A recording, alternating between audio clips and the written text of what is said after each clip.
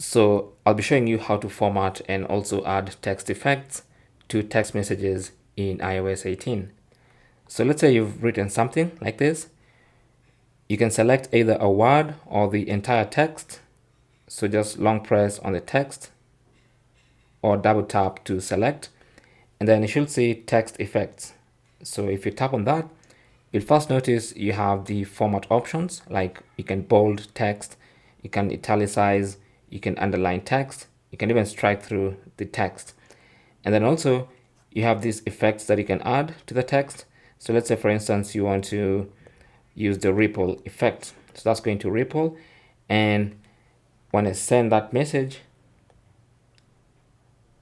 it's gonna ripple like that. So that's basically how to customize and add text effects. Format and add text effects to text messages in iOS 18. Thanks for watching. Comments and questions down below, and good luck.